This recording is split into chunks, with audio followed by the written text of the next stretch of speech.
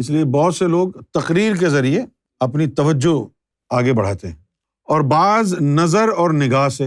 اچھا، اب تقریر کا جو فن ہے وہ اجتماعیت کے لیے زیادہ سوٹیبل ہے، کیونکہ اگر نظر سے توجہ کریں گے تو ایک آدمی کی ایک وقت میں توجہ ہوگی، اور گفتگو کریں گے تو جس تک آواز پہنچ رہی ہے وہ اس کی لپیٹ میں آ جائے گا۔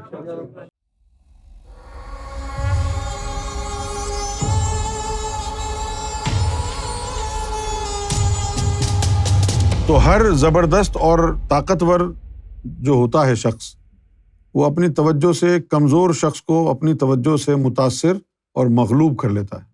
بعض لوگ یہ کام تقریر سے کرتے ہیں، بول کے، وہ الفاظ کے اندر نار کو مکس کرتے ہیں، اور جو روحانی لوگ ہوتے ہیں وہ اپنے الفاظ میں، ان کے الفاظ میں نور ہوتا ہے۔ تو جب لوگ ایسے لوگوں کی گفتگو سنتے ہیں جن کے لفظوں میں نور ہے، تو ان کو جو ہے دل کو، روح کو نور کی غذا ملنا شروع ہو جاتی ہے، اس لیے ان کا جی چاہتا ہے کہ ان کو سنتے رہیں، کیونکہ دل کو اور روح کو غذا مل رہی ہے۔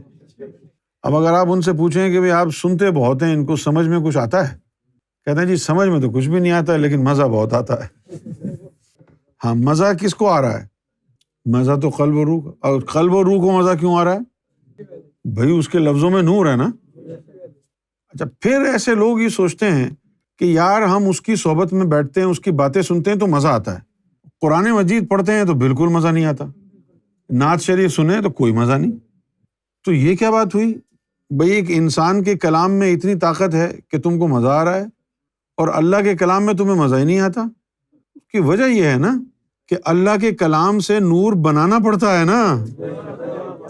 جن کے دل منور ہیں، جن کے دل قرآن پڑھتے ہیں، اگر ایسے لوگوں کی تلاوت سنو گے تو پھر تمہیں واقعی مزہ آئے گا۔ اب یہ جو بول رہے ہیں، جو اللہ والے ہیں، درویش ہیں، ان کے تو نور کی فیکٹری لگی ہوئی ہے نا، انہوں نے تو صرف بولنا ہے اور وہ نور ان لفظوں کے ساتھ نکلے گا اور نور تم کو ملے گا۔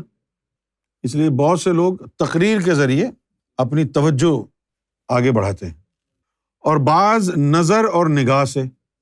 اچھا، اب تقریر کا جو فن ہے وہ اجتماعیت کے لیے زیادہ سوٹیبل ہے، کیونکہ اگر نظر سے توجہ کریں گے تو ایک آدمی کی ایک وقت میں توجہ ہوگی، اور گفتگو کریں گے تو جس تک آواز پہنچ رہی ہے وہ اس کی لپیٹ میں آ جائے گا۔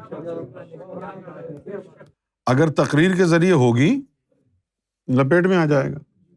اچھا، اب ایک فقیر ہے، وہ فقیر بھلے بے تکی باتیں کرے، لیکن وہ بول رہا ہے تو نور نکل رہا ہے، آپ کو مزہ آ رہا ہے۔ تو ایک فقیر کو بٹھا دو آدھے گھنٹے، وہ مذاق کرے گا، بے تکی باتیں کرے گا، چلا جائے گا، آپ کو جو ہے بڑے مزہ آئے گا۔ پھر ایک عالم کو بٹھا دو، وہ قرآن و حدیث آپ کو سنائے گا، بڑے مسئلے مسائل سنائے گا، لیکن آپ کو مزہ نہیں آئے گا۔ تو بات جو ہے کلام کی نہیں ہے، بولنے سے جو نور نکل رہا ہے اس سے ہے مزہ۔ اچھا، پھر ایک طریقہ اور بھی ہے، وہ طریقہ کیا ہے کہ کوئی روحانی ایسا بھی ہے جو بول بھی نہیں رہا، اس نے اپنے باطن کا نافہ کھول دیا، اس کے وجود سے نور کی شعائیں نکل رہی ہیں، خاموش بیٹھے ہو، وہ بھی خاموش، تم بھی خاموش، اور تم پر ایسا رنگ چڑھا ہوا ہے، ایسی کیفیت طاری ہو رہی ہے، اور تم پریشان ہو کہ یار ہو کیا رہا ہے۔ ہم نے ایسا تو ہر وقت سرکار کی صحبت میں محسوس کیا کہ سرکار کے پاس بیٹھے ہوئے ہیں خاموش، کوئی کلام نہیں، اور ایسا دل گھوڑے کی طرح دوڑ رہا ہے۔ ہو کیا رہا ہے؟ یہ کیا چیز ہے؟ سرکار نے، یعنی سرکار کے وجود اثر سے وہ نور کی برقی رو، تو ان کے وجود سے یہ نور کی شعائیں نکلتی۔ تو بعض ہستیاں یہ کام تقریر سے کرتے ہیں، اور بعض نظر سے، اور بعض چھونے سے۔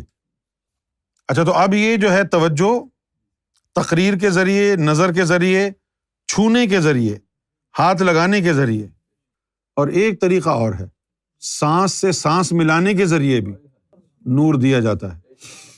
سامنے بٹھا کے اس کو تو کھینچ، لیکن یہ جو طریقہ ہے ویسا ہی ہے جیسے سانس کا ذکر ہوتا ہے. چھونے والا جو عمل ہے، کسی کو سینے سے سینے لگا کے نور دینا، تو وہ نور پہلے جسم میں جائے گا، جسم سے پھر ہوتا ہوا پھر جا کے پتہ نہیں کب روحوں تک پہنچے گا.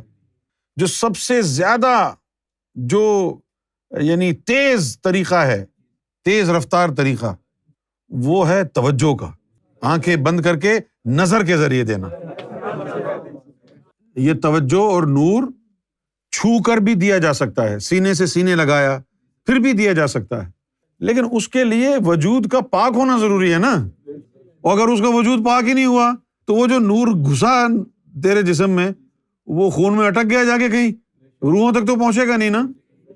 وہ طریقہ پاکوں کے لیے ہے، لیکن ایک طریقہ جو نظر والی توجہ ہے وہ سب پر چل جاتا ہے، کیونکہ وہ ٹیکے کی طرح اندر جاتا ہے ڈائریکٹ.